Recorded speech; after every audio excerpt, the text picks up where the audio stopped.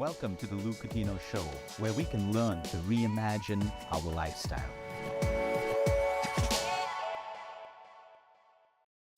Mr. Shiv Khera, thank you so much for being on our show. Thank you. You inspired me years ago, and then I stopped reading the book in between. And then I was on a Jet Airways flight, and you were in the magazine. Every flight I took, I would go through the pages, and there was your picture talking about your courses that made me start reading the book again as I continued to move out of a leadership role and into my own business. But it's a pleasure to have you here. I'm grateful. Inspiration, the impact that you've made all through the world. I mean, everyone who's made anything out of their life or their business knows you. They quote, what you keep saying about winners don't do different things, they do things differently. That's become like a tagline, inspiring. It tells a story on its own. Our show is about reimagining lifestyle, wherever we are. Our lifestyle could be leadership, it could be health, it could be anything today. And I love that you're on the show because I'm seeking that one word, inspiration. As we speak today, we will have millions of people from across the world. Some of them would be our fourth stage cancer patients. Some of them would be marathon runners, fit people, business people, everywhere. And I want to teach people how to get back what they've lost, which is the ability to empower themselves with inspiration. But before that, your story is inspiring, right from the coal mines to how you built what you have today. I would love for you to talk about that. Inspire us with your story from then to now. Okay, I'll cut it short. Yeah, I come from a business family. We had coal mines. We had close to 1,000 people working. Now, I didn't create them. I inherited them. And the mines got nationalized, and I was married just 4 weeks then. And some family had money. Our family did not. My father had died when I was just about finishing college, and we were left with the liability and the assets were gone. And I remember a year later, my daughter was born, and I sold some of the last piece of my mother's jewelry to get released from the hospital. I did not have $10 to buy milk that night. I tried my hands on 3 businesses with no money, and I failed in all 3. Finally, November 13, 1975, I left India. Went to Toronto initially, and we were sleeping on the floor, started life with a bucket in my hand, washing cars door to door for about a year and a half. I was washing cars on the street. And then, totally by accident, got into selling vacuum cleaners to supplement my money. And again, totally again by accident, I got into selling life insurance. But interestingly, Luke, within 90 days, my manager called me back to fire me for non-performance. So I told him, I said, look, I'm not that educated. I'm BCom 3rd division. I failed in my 10th. That's my academics. I'm not a doctor, engineer, attorney, accountant. How do you expect performance out of me? I got a handicap. Luke, I remember that day very well, about 47 years ago. He looked at me and said, you shut up and listen to me. And he shouted at me, you shut up and listen to me. And he says, you don't have a handicap, you have a bad attitude. And it is people like you who not only ruin their own lives, but they also ruin their family's life too. And he says, do you know who has a handicap in life? The doctor, engineer, attorney, accountant, they all have handicaps. I said, boy, never heard that one. How do they have handicaps? He said, go check out all over the world. It is generally true, exceptions different. They all have chosen their field, they are stuck. They all have chosen their field and they are stuck. That is true generally, exceptions different. Now, right that evening, I had Dr. Norman Vincent Peale come into Toronto, and I went to attend his program and paid money which I didn't have. But interestingly, that was one of the turning points in my life, and that day Dr. Peale gave a prayer which in my opinion is the crux of life, essence of life. And since the last 47 years, I've never left my home without the prayer. And it goes like this. But more important, I was so impressed by Dr. Peale. He was probably 85 at that time when he addressed. And when he came to the stage, there were probably about 1,000 people in the audience, and I was one of them. He looked at the audience and with so much confidence, but that confidence had humility. See, because I learned one thing, confidence without humility amounts to arrogance. And he looked at everybody And the way he spoke with the enthusiasm that he did at 85, and he was just about 4'11", not a tall guy, maybe with shoes 5. And the enthusiasm he had that day, I've changed the definition of height. You never measure a person's height neck down, always measure neck up. And that day he gave a prayer which is called the Serenity Prayer. I'm sure you must have heard it. It says, God grant me the serenity to accept the things that I cannot change, and courage to change the things that I can, and wisdom to know the difference what I can and what I cannot. And since the last 47 years, I've never left my home without the prayer. And if we dissect this little prayer, God grant me the serenity to accept the things that I cannot change. Now the question is, can we change everything in this world to suit ourselves? No.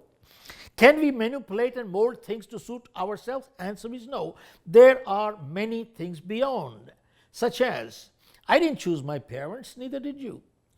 I didn't decide where I was going to be born, and neither did you. And if this is my height and the color of my skin, there's nothing I can do about it. And granted, sometimes people are born deformed. What wrong did they do? Who knows? And sometimes bad things do happen to good people for no fault of their own. So what it says is, if I cannot change, let me accept it graciously, not grudgingly. Because many times in life, people keep fighting the things they just cannot change.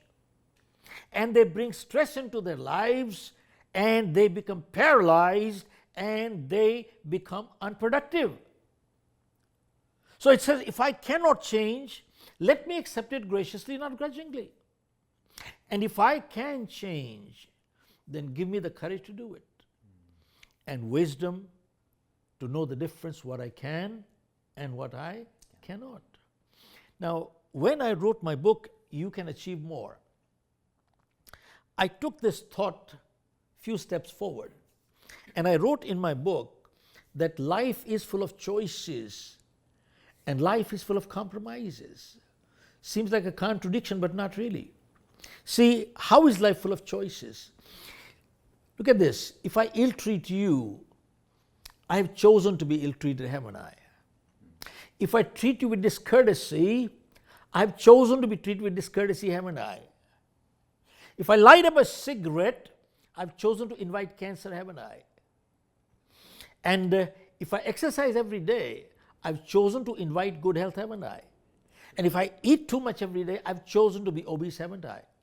Now look at this. If I drink and drive, I've chosen to invite an accident, haven't I? And if I tell lies, I've chosen to lose my credibility, haven't I? See, life is full of choices. Now the next sentence, Luke, is very important. We are all free to the point of choice. But after we make our choices, the choice controls the chooser. We have no more choice after that. It's all over. So is that the reason why a lot of people don't like making choices? Well, that's another reason why they don't make choices. You know why? Because they're fear of failure. Fear of failure. Yeah. That's an escapist behavior. And they shirk and they abstain from making decisions because they're scared. What if it goes wrong? So they don't take any decision. So when they don't take any decision and then things go wrong, you know what they say? What wrong did I do that I'm suffering? The wrong you did is you never did anything. Yeah, you didn't make a choice. See, many times in life, we are penalized not for our actions, but our inactions when we should have acted. And that is crucial. And keep in mind, indecision is also a decision. I decide not to decide. What a joke. It is, but that is true. But let me just close what I was mentioning to you. How is life full of choices and compromises? You see, as somebody said well, in life, we cannot choose the cards that are dealt to us. What we can choose, how we play the game. And sometimes nature gives us a lemon. The choice is ours. Do we cry or do we make lemonade? That's our choice. Now, sometimes, especially the press people, they ask me, Mr. Khera, people who are successful, don't they make mistakes? And people who fail, don't they do positive things in life? And my answer is that people who are successful, they do make mistakes. But remember, making a mistake once in a while does not bring failure. Repeating the same mistake again and again is what brings failure. And doing something positive once in a while does not bring success either. Repeating the same positive behavior again and again is what brings success. And what is success? Series of positive decisions in life is called success. And series of negative decisions in life is called failure. And that's about it.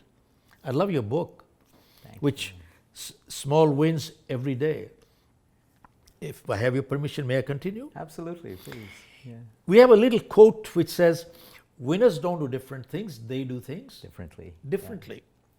And in your book, you have said, little things add up and create a big difference.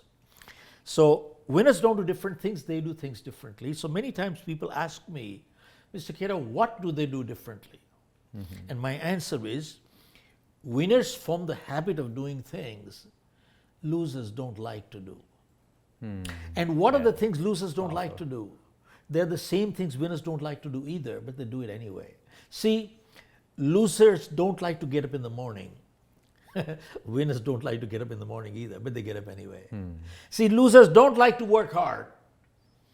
Winners don't like to work hard either, but they work hard anyway. See, I don't care how old we are. When we were growing up, our parents said one thing, form good habits and habits form characters. Because 90% of our behavior is habitual. We don't think, we just act. And if we have positive habits, we are a positive character. And if we have negative habits, we are a negative character. And good habits are hard to come by, but they're easy to live with. And bad habits come easy, but they're hard to live with. And before we got the habits got us. Wow. And that is the key. You see, you talk to small little things. Those small little things add up and they become huge and massive. We are all creatures of habits. Have you heard this little phrase? This guy is just lucky. Yeah. Every time All the he time. touches dirt becomes gold. Yeah. And this guy is just unlucky. Every time he touches gold becomes dirt. Now, if you analyze this little statement, the person we call lucky, this is true. Every time he touches dirt becomes gold. I would change the word luck. You notice one thing, analyze their life, analyze every transaction in their life, and you will find the positive behavior has become habitual. Every time they do it right, it happens right, the reflex are moving right. And same thing, we call the person we call unlucky, analyze their life, analyze every transaction in their life, and you will find the negative behavior has become habitual. Every time they do it wrong, it happens wrong, their reflexes are moving wrong. And they eventually break it or blame it to luck.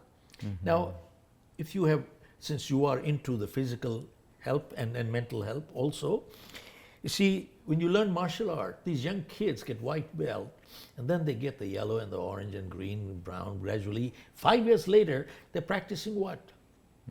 Block, punch, block, punch, block, punch, block, punch, block, punch. See, 5 years later, after they get the black belt, they're still doing block, punch, or they learn the white belt. Why? Because the teacher wants to get the block and punch into reflex action. Why? Because the teacher realizes that if the student is ever in a street fight, if he has to think to block and punch, he'll get beaten up. A martial arts student never has to think to block and punch. Their reflexes move. See, which means if we have to think to do the right thing, we can never do it right. It must come automatic. See, you heard this little phrase, practice makes perfect? Yeah. This is incorrect. Practice does not make perfect. Practice only makes permanent whatever you practice. Only perfect practice makes perfect. Some people keep practicing their mistakes and they become perfect in making mistakes. You know something, in our office, when we get people into an interview, we give them a little test for 3 lines to type a letter.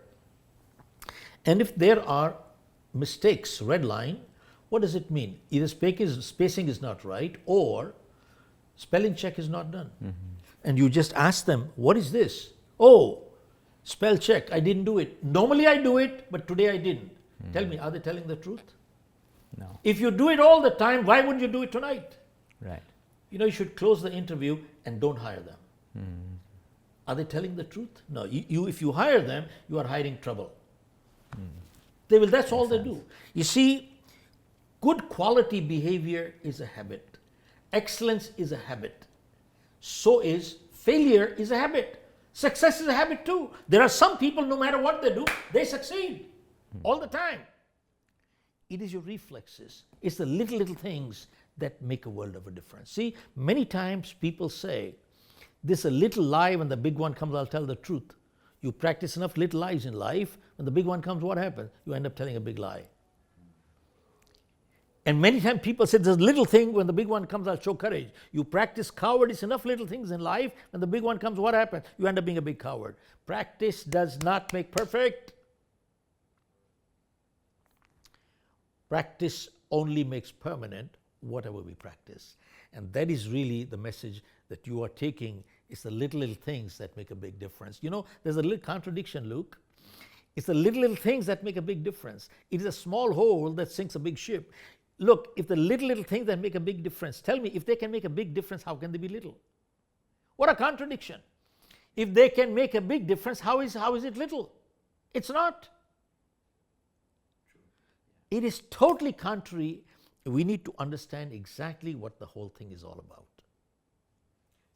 And just to pull off from this point, the power of repetition comes in to the whole picture again, right? What we keep practicing, the whole connection with the subconscious mind, we get programmed.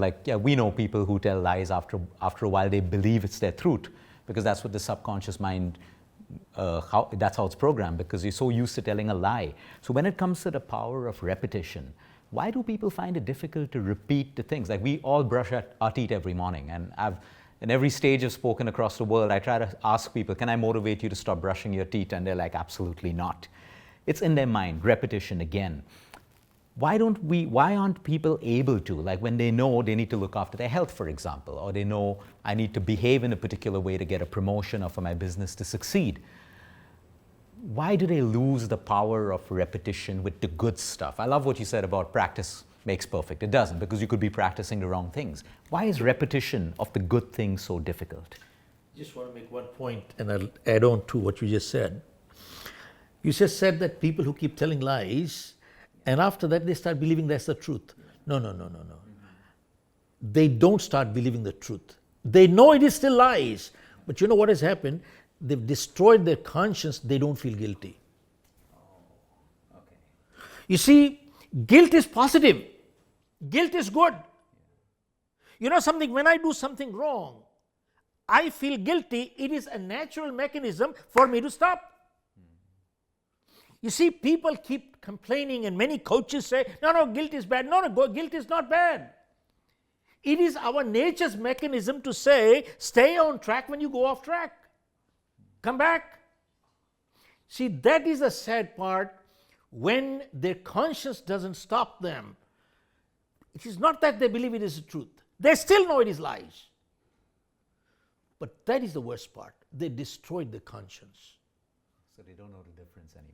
Or they still know the difference. They still know the difference. But they have conditioned themselves, and when that thing, guilt stops, then you go in the wrong direction and nothing to stop you. See, right now when I do something wrong, something stops me. No, stop. So guilt is positive. That's beautiful, yeah. So I wanted to ask you, attitude and action. Attitude. How do people fix that attitude? Today we have patients, we know the difference between their life and death is their attitude, literally. How do we teach people, the youth, everyone around, when we know that attitude is our block to achieving anything, whether it's in a relationship, business, what are some of the steps that we can follow to start? Because I believe attitude is linked with ego and pride. And today when I look at, all of our patients, all of our clients, the ones who have survived the most deadliest cancers and the ones who are succumbing under small lifestyle diseases, there is an attitude in between, because you have great medicine, you have everything around, a great system. How do we start to change this attitude, and why is it so difficult? I know it's conditioning from, maybe the past and childhood and many different reasons, but where's the starting point? How can we move to action to start changing our attitude?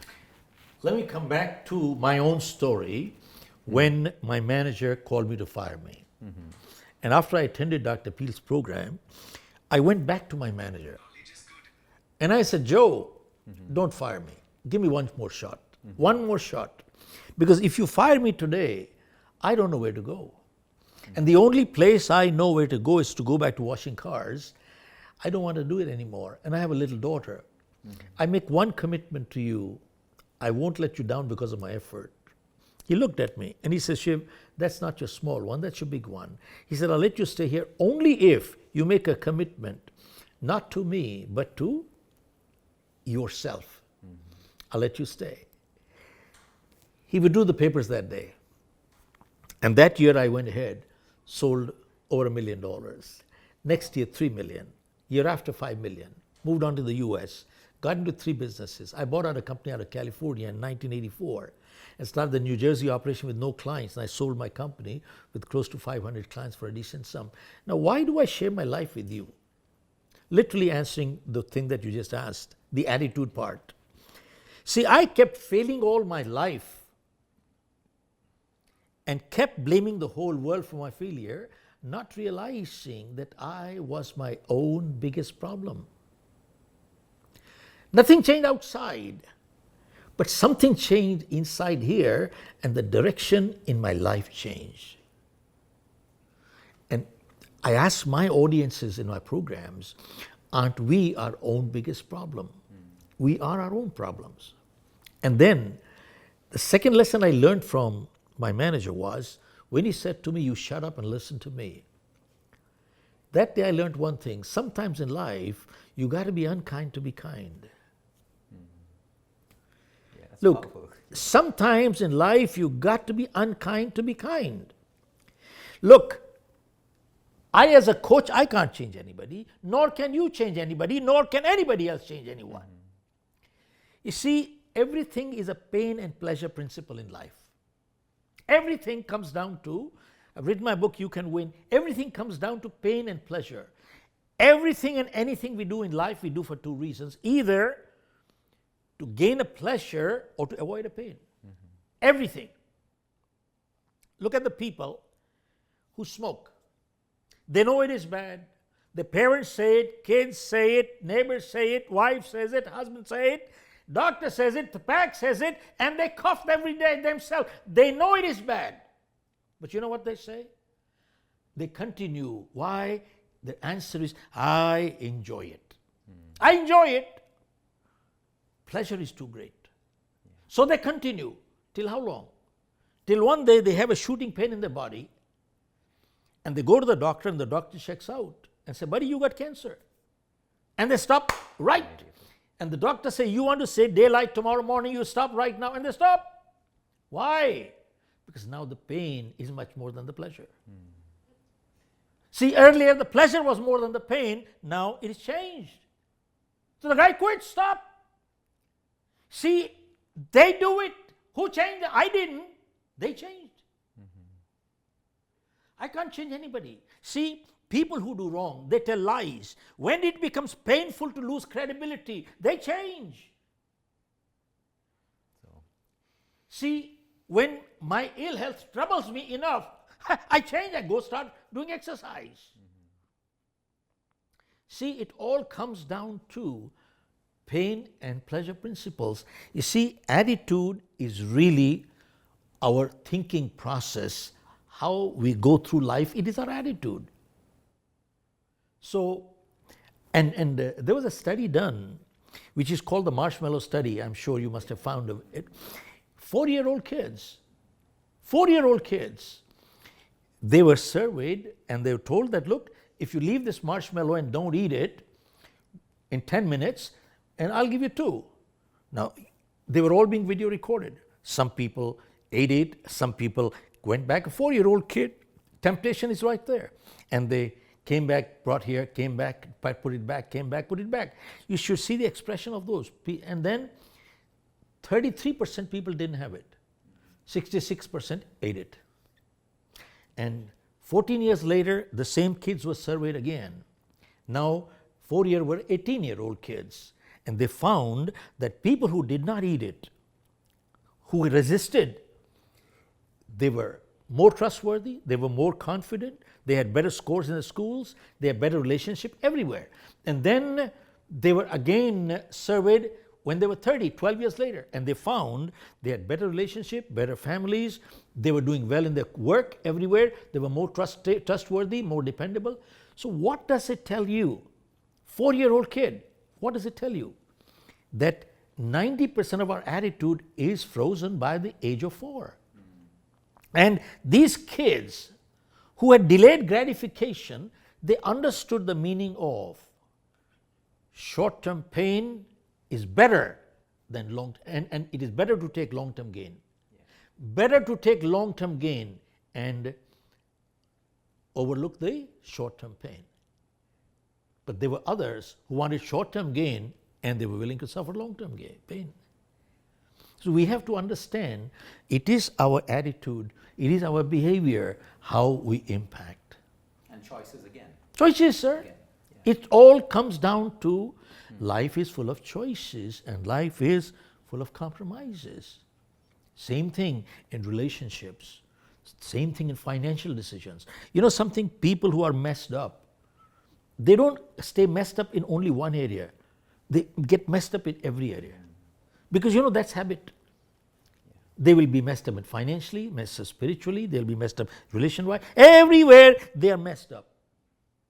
So the same behavior continues this side. See, many times you hear people saying, I'm a different person at home and different person at work. Not true. Behaviors don't change. See, people who are honest at home are honest at work. People dishonest at home are dishonest at work. Behaviors don't change. That's true. I've never seen it that way. That's very powerful. You talk about, in one of your videos, I was very impressed about your perception and your teachings on self-esteem. And I'll tell you why, because what really struck me, if we don't feel good ourselves, how else can we make a difference at work, relationships? We can fake it only till a certain point maybe. I would love for you to talk about self-esteem, because I think that's a huge problem that also links people to vices, because then they have an identity, you know, or conformity with groups who smoke or do substances, or, you know, the company that you keep. So how would you explain self-esteem to us, Shiv, and how can we take simple steps to kind of, you know, start the journey right now? Because I believe sometimes I may have self-esteem issues as well, because I don't feel good. Like if something makes me feel bad, I can't be good to my patients. I can give them my technical knowledge, but I feel on those days I lack the passion and the empathy with them, because I woke up not feeling good because of one or two particular reasons. How can we be more in control of this? Okay. Look, I learned one thing while I was selling life insurance. Let me continue with that one, and then I'll come to this self-esteem issue. You see, there I was on 100% commission. Selling life insurance, totally 100% commission. If I didn't sell, I had no money. I wouldn't get any money anyway. But I noticed when you talked of attitude, this is attitude. When I noticed in the company, there were some people who were getting salaries, but they were not doing the job. And that's the time I learned the difference between making money versus earning money. Making money is criminal. Earning money is spiritual. What's the difference? See, when you earn it, you put your energy and ethics behind it. Energy and ethics behind it. That's called earning. And sadly today, most people want to make money, very few want to earn it. There was a survey that said almost 87% of people who go to work, they don't do their job. 87%. Wow. Is that not an integrity issue? It's a big time integrity issue. See, people have to understand that wages without work amounts to stealing. Again, it comes back to the foundational stuff, which is integrity and values and attitude. That's why our programs address attitude, leadership, motivation, and values. I repeat, attitude, leadership, motivation, and values. Think about it. How come under the same set of circumstances, some people break records while others break themselves? How come? Think about it. Now let me come to this point on self-esteem. First of all, what is self-esteem? Self-esteem is the way we feel about ourselves. When we feel good one day, when we wake up in the morning feeling good, the world looks nice, productivity goes up, and relationships are a lot better, aren't they? And the reverse is true. And self-esteem is inversely related to egos. Have you seen people with the egos like I know it all? What do? They talk down to people, don't they? They put down others, don't they? And every decision they make is more to satisfy ego than make sense. Now think about it. Look, why does a human being put down another human being? It is sadistic but true. There are some people in this world who feel good when the other person feels bad. They feel superior when the other person feels inferior, which means they don't want to lift themselves up, but they want to pull others down. Don't we see that every day in the real world? Okay. Now, this is one kind of ego. There's another kind of ego which says fragile ego. Anything you say, I take it personally, I get hurt. And we talk of team spirit. What do both these egos do to team spirit? They just destroy it. Absolutely, it's finished. Now, my new book, You Can Achieve More, which the first one, You Can Win, has a subtitle. Winners don't do different things, they do things differently. But the new one, which says You Can Achieve More, has a subtitle. If you want to stand out, you need to do something outstanding. Now,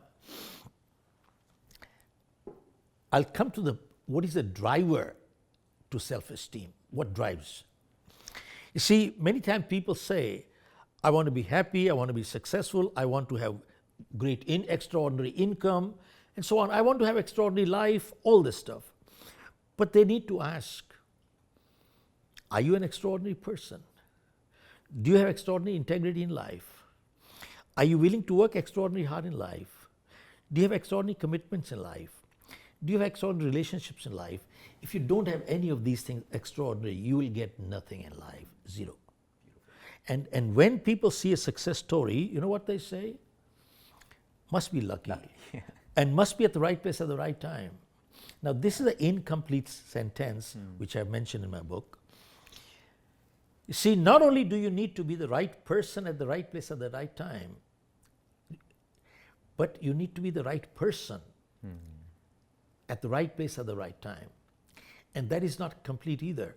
Not only do you need to be the right person at the right place at the right time, but you need to do the right thing at that time also. And if you don't do it right, you could still be the right person at the right place at the right time, get nothing in life. Now, let me share with you what is the driver to self-esteem. The driver to self-esteem is self-acceptance.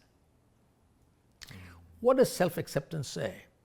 Self-acceptance says, I accept myself the way I am, with my pluses and minuses.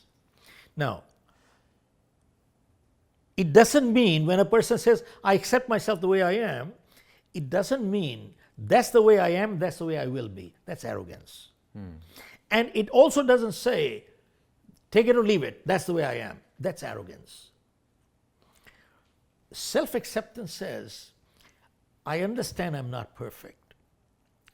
Okay? But I accept myself the way I am with my pluses and minuses. That doesn't mean I'm going to stay that way. It says, I made mistakes. I make mistakes. I apologize for my mistakes. I seek forgiveness for my mistakes. I'm not proud of my mistakes. I learned from my mistakes. I will not repeat my mistakes, but I am not a mistake.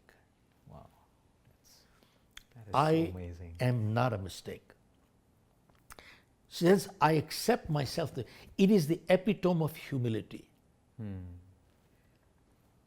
I accept myself the way I am. I made mistakes. I make mistakes. I apologize, seek forgiveness. I'm not proud of my mistakes. Learn from my mistakes. I will not repeat my mistakes, but I am not a mistake. I accept. This is the driving force to high self-esteem. It's not arrogance or ego. I'll share with you an example from Charlie Chaplin's life, from the memoir, Charlie Chaplin. Once he was passing through Europe and he saw a big hoarding, Charlie Chaplin lookalike contest. So he decided to participate. And guess what? He lost. Wow. You see, he started thinking the real one loses, the fake one wins. Then he started thinking, I know who I am. I'm the real Charlie Chaplin here. And he started thinking, should I tell them? Why don't I tell them that I am the real Charlie Chaplin here? Then he started thinking, why should I tell them? They're enjoying it. They're having fun. I know who I am. I know my identity. I repeat, I know my identity. I don't have to prove anything to anyone. I don't have to prove anything to anyone. And he walked away. Look at what self-acceptance is. When you know your identity, you are not fighting to create a false identity. See, when I put you down, I feel good. When you feel bad, what is it? My entity. I feel good. But people with high self-esteem, they don't have to do that.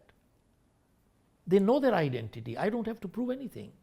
And you see, this is one more behavior. And low self-esteem is driven by self-doubt, inadequacy. And to cover that, they do all kinds of stuff. Appearances, looking for approval from others all over the world. They buy expensive cars to only get status. I mean, there are all kinds of stuff. You see, they keep looking at the kind of clothes you wear, the kind of car you have, the kind of jewelry you have, the kind of home you live. You know why? They look at they assess your self-worth by your net worth. They assess your self-worth by your net worth. They don't understand. People make things. Things don't make people. And many times people with low self-esteem, to get a high, see, person with high self-esteem is on a high. He's at peace. But this guy, to get that high, they have escapist behavior. They become abusive, self-abusive. They become chain smokers, drug addicts, alcoholics. Now tell me, what is alcoholism and drug addiction? Is it not self-abuse? Now, if you respected yourself, would you abuse yourself? No. It is 5,000% a self-esteem issue. Wow. I'm seeing a lot of connection with one point which I had made my mind up to ask you when we planned this. Ego. Again, everything connects with the ego. The most difficult thing to handle. At the same time, it's the solution to so many problems in the world. So self-esteem, ego, attitude. What have been some of your ways to help people through this? You know, because you can tell people they have an ego. Most of them already know they have an ego. A lot of people say, oh, meditate and your ego will go away. Some people say different things. Everyone has their own opinion. With your years of experience and working with leaders across the world, with all of your books, today when you sit back, you know, what's your take on ego and how do we look at it? How do we look at starting to, you know, change our egos in order to serve us and the people around us? Because I do believe ego used the right way can be very, very powerful, but it can also be very, very destructive. So what's the fine line between this? And with all your experience today, enlighten us, please. Well, I've heard many gurus and many people talk of meditation and do this and do that, and I respect that. Let me tell you, because and respect that, because I've not done meditation. Let me put it this way to you. People look at me and say, oh, you must be meditating every day. I said, no, no, no. I sleep till 10 o'clock in the morning. Yeah. 10:30, 11 o'clock. And I wake up after that. Yeah. After that, when you put me on, I can work all night without a break. I can work all night. But starting trouble, I can't get up in the morning. So some people have starting trouble, then I have stopping trouble. Then I can continue all the way. So my point I'm trying to make is, yes, I'm sure they all have some positives. At the same time, look, one has to come into terms with themselves. See, many people confuse pride with ego. See, pride is a positive word. I take pride in what I do. That's good. But ego is a negative term. Ego is people with strong egos. They are jealous in nature, they put down, they are selfish in nature, self-centered people, me, to hell with you. I mean, they always look, people with high egos, low self-esteem, they will compromise values. They are neither good leaders nor good followers. Hear this, look, they are neither good leaders nor good followers. You know why? You can't trust them. They will compromise values for ulterior motives. So if you compromise values for ulterior motives, can you trust anybody like that? No. So a person you can't trust, they are neither good leaders nor good followers. You need both. Yeah. So all comes down to self-esteem. Look at the example I just shared with you. These people with false egos, they make comparisons with others. How come they have this, I don't have it? How come they have this, I don't have it? How come they have this, I don't have it? Have you heard people talking like this? I never wear anything unless it is designer. Now what's wrong with designer? Nothing wrong with designer. I like it, love it, live it, enjoy it. But you see, to them, CK gives them identity. They're looking for identity. That's ego. And low self-esteem. And low self-esteem. And that is the key to cover that low self-esteem. They go to any extent. They destroy people, destroy people's lives again. And you see, people, look, you find, first of all, none of us is perfect. We all make mistakes. Absolutely. But you see, a person with high self-esteem, if you give them constructive criticism, they have no problem in saying, I'm sorry. They realize it, and they have no problem saying, I'm sorry. But people with low self-esteem, even if you give them constructive criticism, they have a very hard time saying sorry. You know why? It hurts their ego. Everything becomes a prestige issue. Everything becomes a prestige issue. And you especially look at in today's day and age, there are many neo-rich families. Now what is wrong with neo-rich? Nothing wrong in being a neo-rich person. But neo-rich is not considered as a compliment. It is considered a derogatory. Means they made millions by hook or by crook.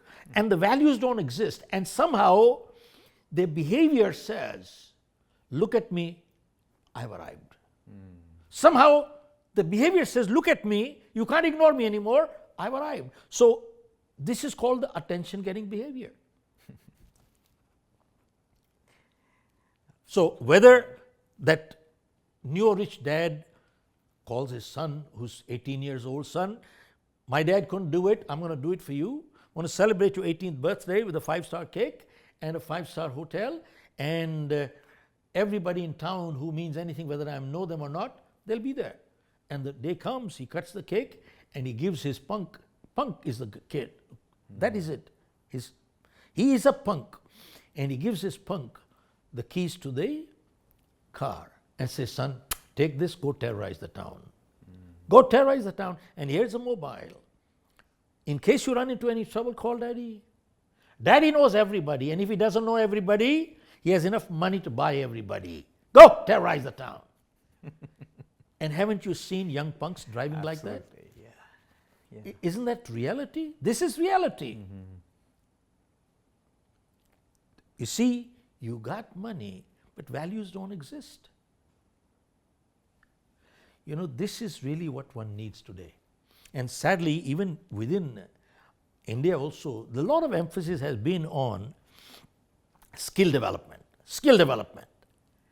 My question is, you can develop all skill you want. You can have skillful engineers, skillful doctors, skillful judges, skillful lawyers. But if the character is missing, they will be criminals. Yeah. They will be criminal attorneys, criminal judges, criminal lawyers, criminal police guys. They're mafia themselves. You know what?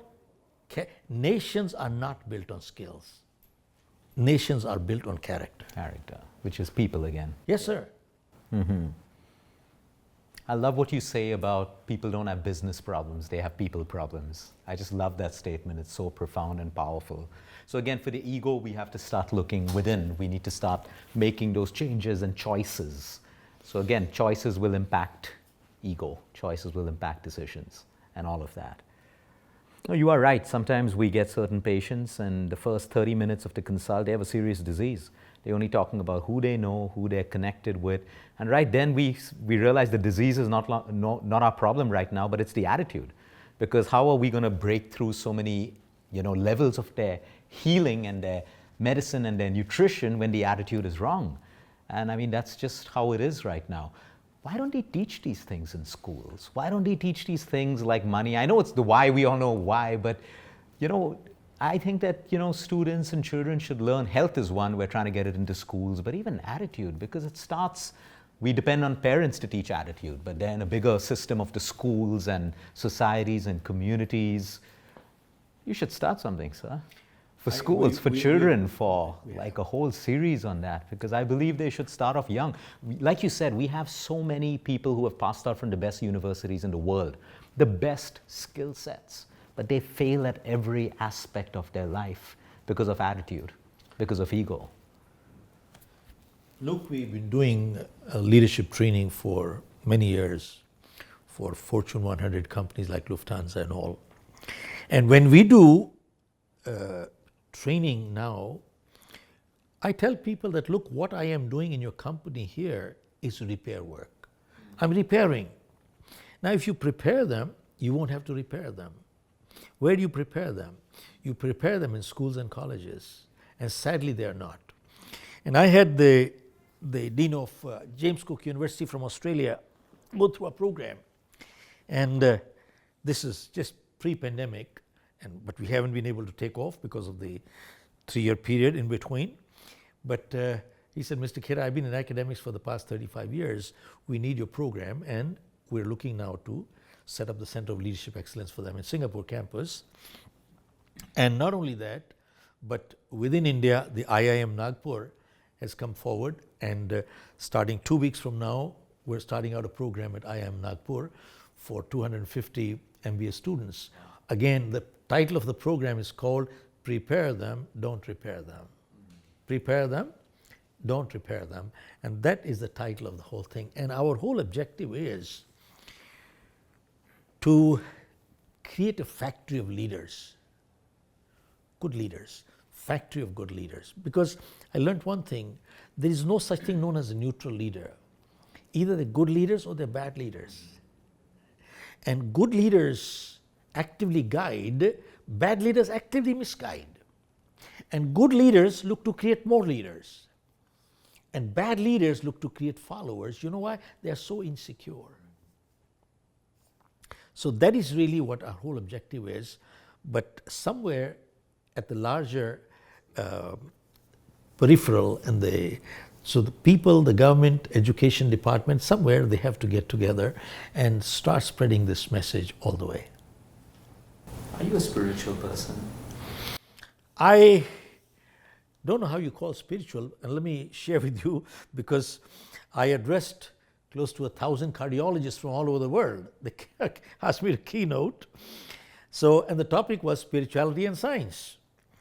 So I said, these are all scientists, and I'm not a spiritual guy with those robes and all. So I did a little research. How do you address 1,000 cardiologists from all over the world? So I did a little research, and I saw the dictionary meaning of spirit as spiritual. Anything that lifts your spirit is spiritual.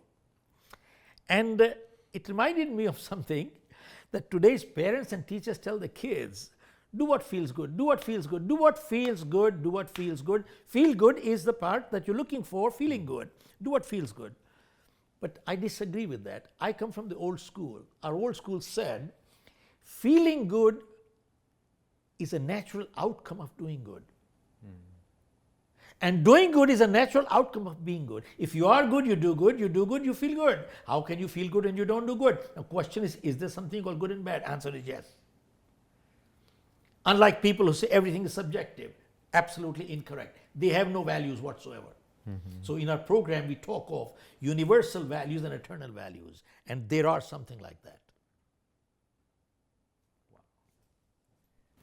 Wow.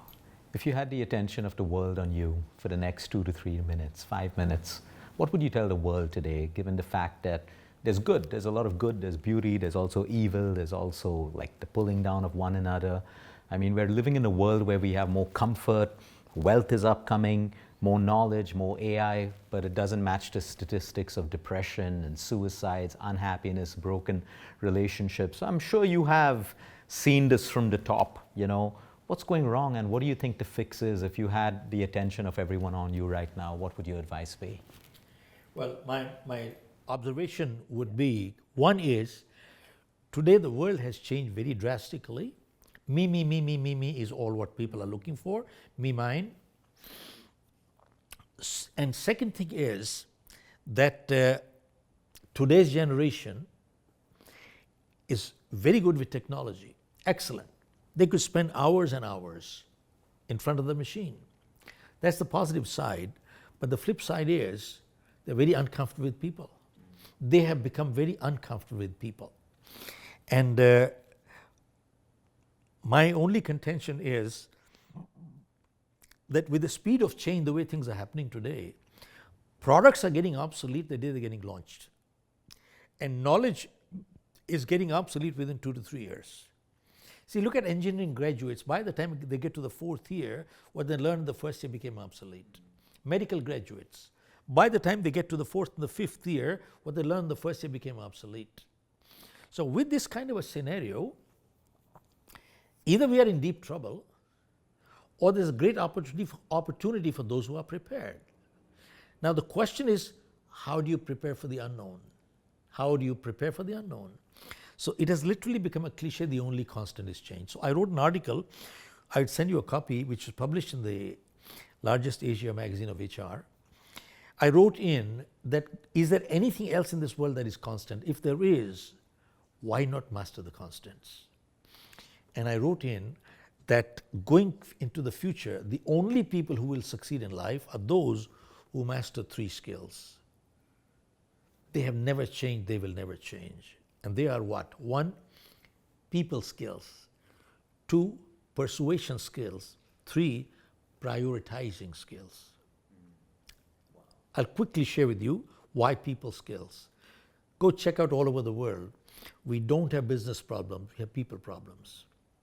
And when we take care of our people problems, most of our business problems are automatically resolved. 2, all through history, our parents, their parents, their parents, we are hired for our skills, but we are fired for our behavior. 3, you notice the lower a person is in life, 90% of the time goes in technical skills, less than 10% people skills. And higher you go up, guess what happens? Just reverses. See, it means technology and technicians you can always buy with money. But the wealthiest person in the world must build and create relationships. In crude language, somebody said, you can buy a dog, but you cannot make them wag their tail. And I could go on, but this is people skills. 2, persuasion skills. Persuasion means what? Ability to influence, ability to convince, ability to negotiate, ability to sell. That's called persuasion. 4 things. Influence, negotiate, sell, convince. Sometimes people say, I don't need it. I'm into operations, I'm into IT, I'm into finance. They are demonstrating basic ignorance. How come they don't need it? They don't understand. A candidate at a job interview, what's he doing? Selling. For he needs what? Persuasion skills. A boy, girl proposing to get married, what are they doing? Persuading each other to get married. A politician giving speeches to get votes, what's he doing? Persuading to get votes. And we have a book called You Can Sell with a subtitle, In Life, Results Are Rewarded, Efforts Are Not. Which means we judge ourselves by our intentions, but the world judges us by our actions. And lastly, prioritizing skills.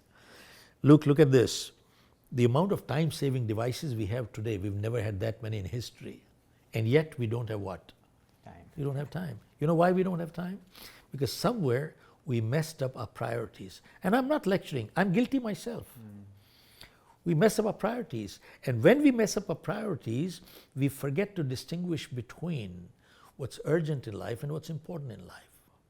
Urgent may or may not be important, and important may or may not be urgent. But the interesting thing is, whenever we ignore what is important, it always converts into urgent. Look at this. Health is important, but it's not urgent. Exercising every day is important, but it's not urgent. If I have a crucial meeting tonight, I cannot exercise. It's not the end of the world. But if I ignore my health long enough, guess what happens? I'll end up in the hospital. You ignore what is important, it converts into urgent. See, in life, relationships are important, but they're not urgent. But if you ignore relationship long enough, guess what happens? You start talking through your lawyers. See, what this pandemic has done, till now, we were all in the fast lane. You ask people, why do you go to work? I go to work for my family. Why do you work hard? I work hard for my family. Who are the most important people in life? My family. Who are the most neglected? Also my family. What a joke. But interestingly, what the pandemic has done, till now, we were all on the fast lane, running. We had no time. Nobody had time. But now, people have stepped back. And they say, wait a minute, I'm running all right. Let me see, am I running in the right direction? So what is the moral of this little story? Remember, in life, direction is much more important than speed. And two, all progress is change, but all change is not progress. I could go on talking to you for hours, but it's amazing. Your book inspired me years ago, and I'm going to read the new book. Thank you so much for that copy. And Mr. Shiv, thank you so much for impacting this audience. I think from the time we've started till now, I need to play it back a couple of times and make my notes because I was so into it. But this is amazing, and thank you so much. I'm still going to ask you one last question. Yes, sir. You've grown from, we heard your story. Okay. You told us your story, how you've grown. You've created an empire. You've created impact with your empire. Along your journey, I'm sure there's been negativity, the same thing that you spoke about, maybe people pulling you down, vice versa. How did you handle it? And does it still happen at the level that you are? And how do you handle it if it does? It reminds me of a little quote. The film heroes leave impressions. Good leaders leave impacts. I repeat, film heroes leave impressions. Good leaders leave impact. There is impact. And that is the most important thing, that you make a difference. If you can make a contribution, I think that's what it's all about, life. And all I can say is, what drives me, if you go on my website, there are people who have sent letters from Singapore, Australia, how they were planning to commit suicide, how a person was in jail for 10 years, how he came out, started his own business, and how these are all on. There's a guy from Singapore, Anil David, Nikita Kaur in Australia. There are quite a few people, but that is what keeps me going. That's what, otherwise I would retire a long time ago.